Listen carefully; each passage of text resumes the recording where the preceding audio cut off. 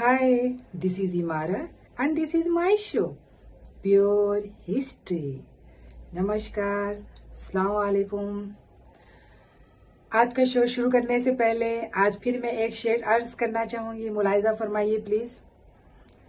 इतिहास का पन्ना पलटते पलटते एक पन्ने ने हमें शर्मसार कर दिया कि राजनीति ऐसी गंदी चीज होती है कि बाप और बेटी के नाजुक रिश्ते के धागों को दागदार कर दिया। आज मैं बात करने जा रही हूँ दुनिया की सबसे खूबसूरत और दुनिया की सबसे अमीर रिचेस्ट लेडी जहान आरा के बारे में।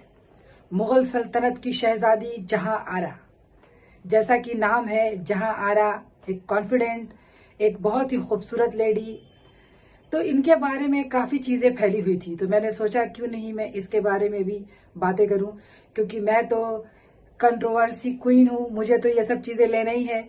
इनके बारे में, इनके बाप के साथ एक नाजायज संबंध के बारे में काफ़ी लोगों ने लिखा, जो बिल्कुल गलत है, बिल्कुल गलत है। मैं इसको खारिज करती हूँ, क्योंकि किसी भी इतिहासकार ने ऐसा नहीं लिखा। किसने लिखा है मैं आपको आगे बताऊंगी।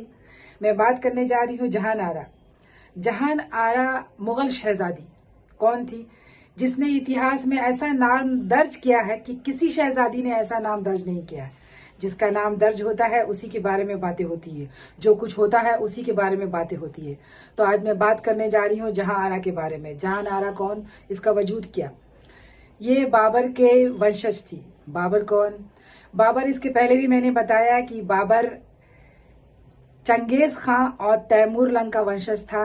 यानी बाबर की जो माँ थी वो चंगेज खां के वंशज थी और तैमूर लंग से बाबर के पिता के वंश थे। ये लोग सब पहले मंगोल और तुर्क थे, मुस्लिम कोई भी नहीं था। तो इनके जिन्होंने सबसे पहले इस्लाम कबूल किया उनका नाम है लराशर लोबान। लराशर लोबान नामक व्यक्ति ने, यानी उनके बादशाह ने ये इस्लाम कबूल किया था। उसके बाद से ये सब मुस्लिम हो गए, इसके पहले ये मुस्लिम नहीं थे। तो बाबर इन्हीं का वंशज है, चंगेज खां और तैमूर लंग का, पैटर्नल और मैटर्नल। तो बाबर का बेटा बाबर ने मुगल सल्तनत की स्थापना इंडिया में की थी 1526 ईस्वी में। उसके बाद बाबर का बेटा हुमायूं, हुमायूं का बेटा अकबर और अकबर का बेटा जहांगीर और जहांगीर का बेटा शाहजहां। शाहजहां की ही बेटी के बारे में आज बात हो रही है, जिसका नाम है जहां आरा। ये शाहजहां और मुमताज महल यानी अंजुमन आरा की बेटी थी। ये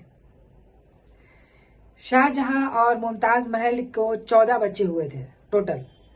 उन 14 में 8 बच्चे थे। तो 8 में ये सबसे बड़ी थी, उम्र में सबसे बड़ी थी। यानी हिस्ट्री में जिन्होंने नाम दर्ज किया है, जैसे आपने सुना है औरंगजेब, दारा शिको, रोशन आरा, गौहर जान, ये सब इनके भाई बहन थे, सब छोटे थे, ये सबसे बड़ी थी। तो मैं आज जहां आरा के बारे में बात कर रही हूँ, जो दुनिया की जो सबसे खूबसूरत तो थी ही, साथ में ये दुनिया की सबसे रिचेस्ट वुमेन थी। यानी सबसे ज्यादा इनके पास धन दौलत था। दुनिया में, हमारे इतिहास में 2 बार भारत को स्वर्ण युग कहा गया है। एक गुप्त वंश में जब विक्रमादित्य का शासन था, और दूसरा बादशाह शाहजहां के शासनकाल में हमारे देश को स्वर्ण युग कहा गया है। तो उसी की बेटी थी शाहजहां। शाहजहां की कहानी ये थी कि जब वो सिर्फ 17 साल की थी, 17 साल की थी, तो उनकी माँ का आखिरी बच्चे को जन्म देते वक्त उनकी माँ का देहांत हो जाता है। यानी अंजुमन बारा मुमताज महल, जिनका ये ताजमहल बना हुआ है, उनका देहांत हो जाता है। और वो अपनी बेटी को बुलाकर अपने बाप का हाथ अपनी बेटी के हाथ में देती हैं और कहती हैं कि पूरे घर की जिम्मेदारी तुम्हारे हाथ में सौंप के मैं जा रही हूँ। मुगलिया सल्तनत, जो इतनी बड़ी सल्तनत, राजशाही वंश, तुर्क, ये लोग इनके खून में, यानी ये लोग बहुत ही बड़े अपने आप को समझते थे या हैं कि इनका जो खानदान है वो दुनिया में सबसे बड़ा है। तो उनको सौंप कर वो चली जाती हैं, उनका इंतकाल हो जाता है, वो चली जाती हैं। उसी वक्त औरंगजेब और दारा शिको की लड़ाई शुरू हो जाती है। दारा शिको औरंगजेब दोनों भाई थे। दारा शिको और जहां आरा, ये दोनों बहुत सारे, एक सूफी संप्रदाय होता है, सूफी संप्रदाय के बहुत सारे नाम हैं। तो जो कादरिया संप्रदाय है उनके ये सब फॉलोवर थे, दारा शिकोह भी और जहां आरा भी।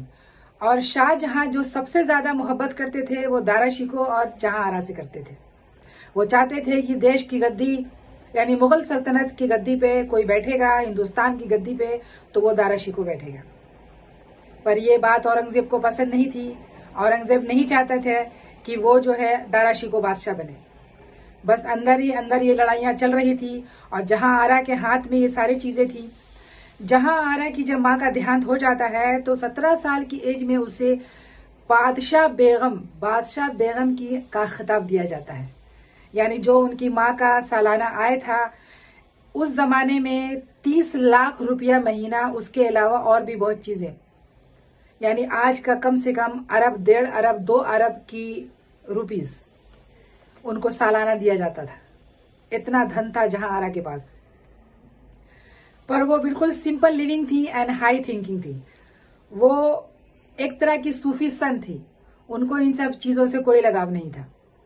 लेकिन जब वो ये जान गई, जब औरंगजेब ने अपने पिता को बंदी बना दिया और दारा शिकोह की हत्या करवा दी, यानी दारा शिकोह को जान से मरवा दिया औरंगजेब ने और पिता को उसी के घर में बंदी बना दिया, तो उन्हें बहुत धक्का लगा जहां आरा को कि ये एक बैग क्या हो गया। तो वो ये कैसे छोड़ सकती थी। वो जानती थी कि औरंगजेब का जो रवैया है वो अपने पिता के साथ सही नहीं है, शाहजहां के साथ।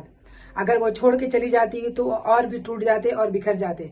और चूंकि उन्होंने वादा किया था अपनी माँ को कि अपने पिता का, अपने फादर का वो ध्यान रखेंगी, इसीलिए वो जो है नहीं जाती हैं और अपने बाप के साथ, अपने पिता के साथ उसी महल में रहती हैं और उनका खिदमत करती हैं। लेकिन जब वो भी दारा शिकोह को ही मानती थी, लेकिन जब औरंगजेब बादशाह बना, औरंगजेब भी अपनी बहन की इज्जत करता था।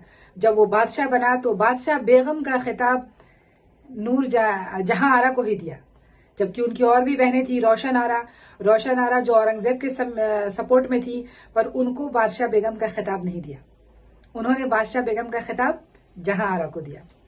तो यही बात यहाँ से कहानी शुरू होती है कि उन्होंने अपनी जिंदगी अपने पिता के खिदमत में लगा दिया कि अगर वो छोड़ के चली जाती तो उनके पिता की देखभाल कौन करता। तो यही वजह थी कि वो वहां रह गई और उन्होंने कभी शादी भी नहीं की।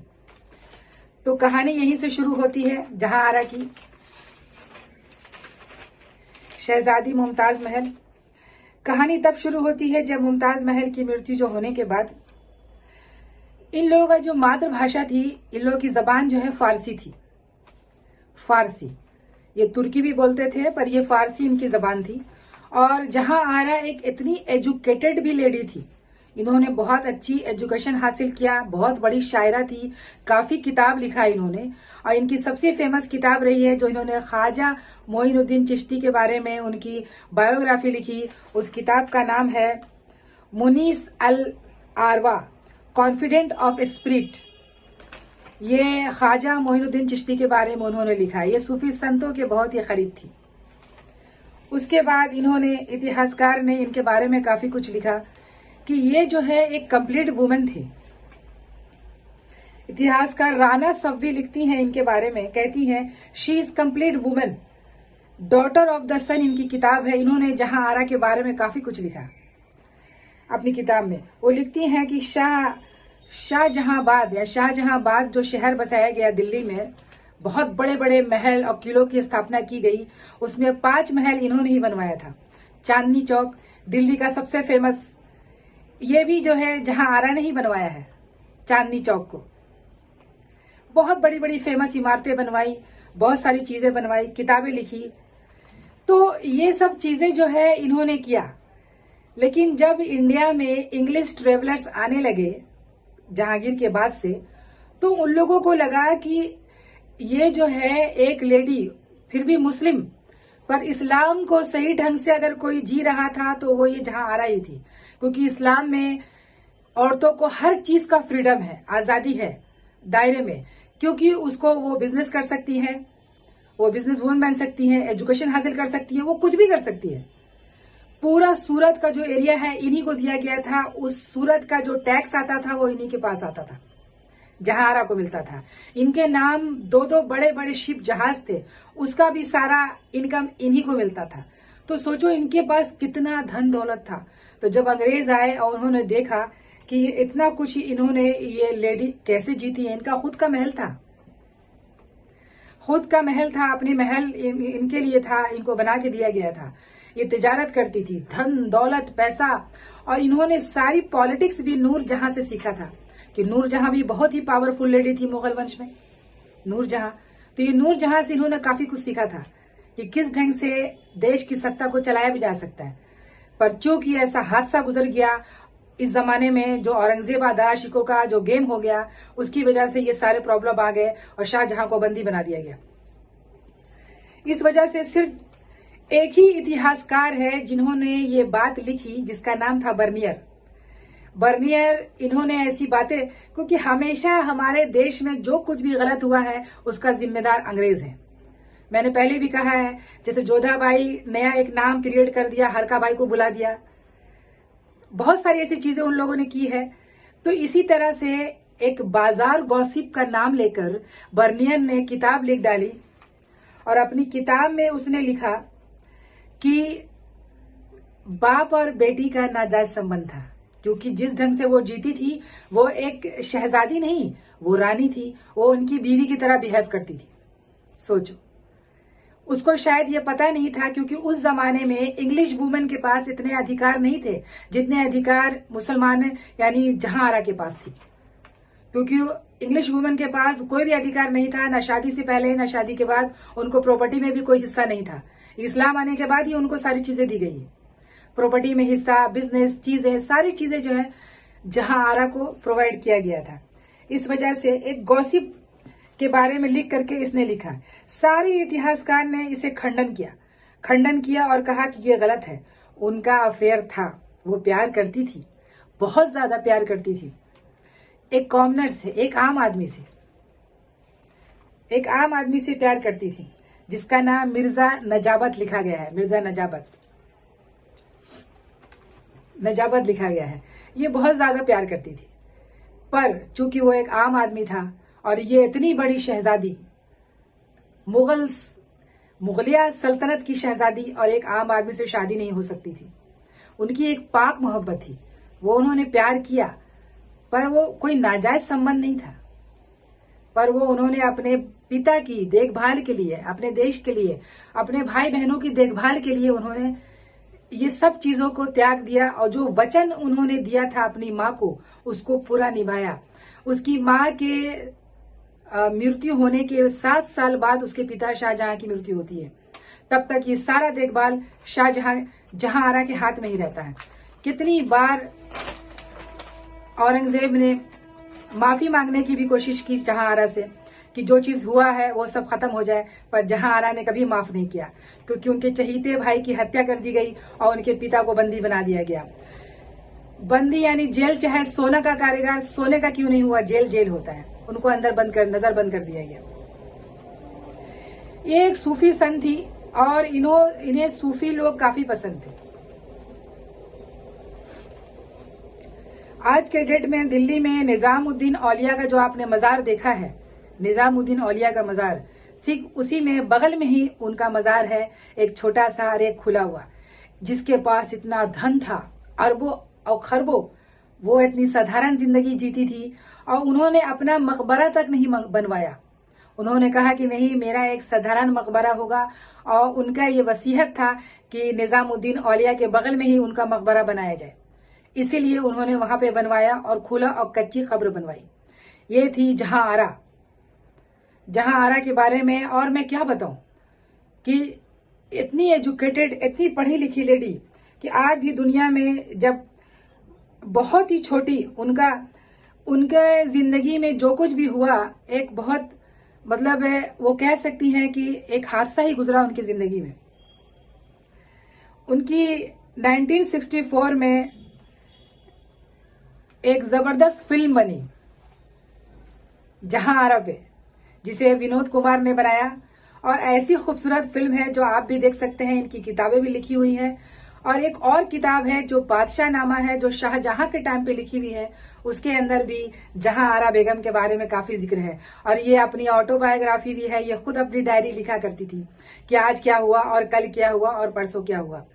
तो इनकी जो फिल्म थी, ये फिल्म में इन्होंने मेन लीड किया था माला सिन्हा ने, पृथ्वीराज कपूर ने और भरत भूषण ने। बहुत ही खूबसूरत फिल्म है इनके। पर इस फिल्म में सिर्फ इनके प्यार, इनके पाक मोहब्बत को दिखाया गया, ना कि इनकी हिस्टोरिकल पीरियड को दिखाया गया। तो मैं यही कहना चाहूंगी जहां आरा के बारे में कि उनके पिता के साथ उनका एक ही संबंध था, वो था एक बाप बेटी का रिश्ता, जो अपने प्यार, अपने बाप की मोहब्बत में उन्होंने अपनी पूरी जिंदगी कुर्बान कर दी। ऐसी होती है बेटी। जब मैं खुद बचपन में जब छोटी थी, मैं अपने बारे में बताना चाहूंगी कि जब मैं बहुत छोटी थी तो मेरे भी पिता का देहांत हो गया था, यानी मेरे फादर का डेथ हो गया था। और मेरे फादर ये कहा करते थे कि तुम्हें बेटी बनना है तो जहां आरा की तरह बनना। तब मुझे याद आया, तब मुझे अकल नहीं था, मैं बहुत छोटी थी, लेकिन वो हमेशा कहते थे कि बेटी बनना तो जहां आरा के जैसा बनना। तो मैं ये शो अपने पिता को भी श्रद्धांजलि देना चाहूंगी कि वो तो बहुत ही, मैं छोटी थी तब वो हमें छोड़कर चले गए। आज वो होते तो वो देखते कि मैं किसके बारे में शो बना रही हूँ। तो जहां आरा के बारे में मैं एक और शेर अर्ज करना चाहूंगी, बहुत ही खूबसूरत है जहां आरा का, कि मैं तेरी नजर का सुरूर हूं, तुझे याद हूं कि ना याद हूं, तेरे पास रह के भी दूर हूं, तुझे याद हूं कि ना याद हूं, मुझे आंख से तो गिरा दिया, कहो दिल से भी क्या भुला दिया, तेरी आशिकी का सुरूर हूं, तुझे याद हूं कि ना याद हूं, तेरा जुल्फ है मेरा हाथ है कि तू आज भी मेरे साथ है, तेरे दिल में मैं जरूर हूं, तुझे याद हूं कि ना याद हूं। वाह, ये थी जहां आरा। जहां आरा को आप याद रखें। इन्होंने जो इतिहास में अपना नाम दर्ज किया है, शायद ही कोई ऐसी लेडी होती हैं जिन्होंने अपने नाम को इस ढंग से, जो दुनिया में जो सबसे ज्यादा खूबसूरत और सबसे ज्यादा धनवान, जिसके पास इतना धन था कि वो कुछ भी खरीद सकती थी, पर उन्होंने अपना एक मकबरा तक नहीं बनवाया और अपने पिता के मोहब्बत में अपनी जिंदगी कुर्बान कर दी। तो ये थी जहां आरा। मैं अपना शो खत्म करना चाहूंगी, हमें आज्ञा दीजिए। धन्यवाद।